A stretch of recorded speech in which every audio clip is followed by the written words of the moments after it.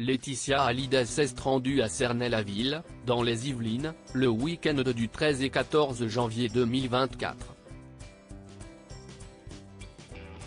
Elle venait célébrer l'anniversaire d'un ami proche. Il n'y a pas qu'aux États-Unis qu'elle peut se ressourcer et souffler un bon coup, loin de l'agitation. Laetitia Hallyday a également ses endroits préférés en France. Son sud à elle, bien sûr, dont elle est originaire, elle est née à Béziers en 1975.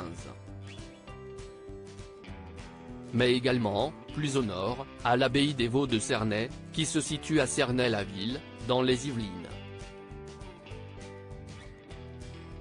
Le dimanche 14 janvier 2024, la maman de Jade et Joy, 19 et 15 ans, a d'ailleurs dévoilé, sur les réseaux sociaux, qu'elle s'y était offert une escapade en charmante compagnie.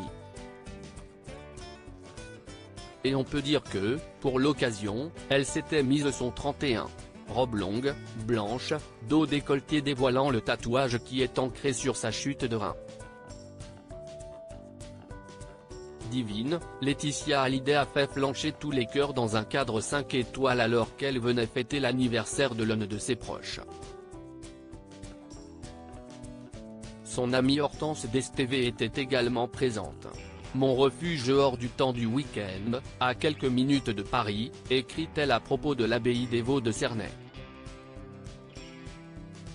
J'ai l'âme paisible d'avoir pu vivre cette parenthèse.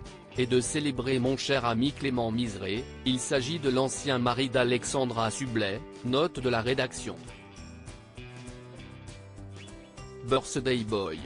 Noël en petit comité et vacances grand luxe. Laetitia Hallyday rentre à peine, à vrai dire, du continent asiatique.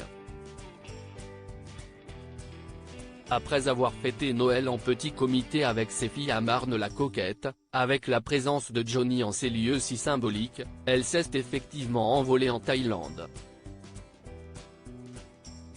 Avec Jade et Joy, elle a ainsi passé de délicieuses vacances et a célébré le nouvel an. Marc Lavoine était de la partie lui aussi, avec deux de ses fils, Roman et Milo Lavoine, dont la maman est Sarah Poniatowski. Laetitia Hallyday écrit une autobiographie une fois les valises défaites, Laetitia Hallyday devra se mettre au travail. Elle pose effectivement ses mots sur le papier et travaille, avec Simon Liberati, sur un livre autobiographique qui devrait sortir durant l'année 2025. Ça avance, a-t-elle expliqué à la Tribune dimanche. Si est comme une thérapie, ça me fait beaucoup de bien. Il faudra se montrer encore un peu patiente avant de pouvoir le trouver en librairie. Tout vient à point à qui sait attendre.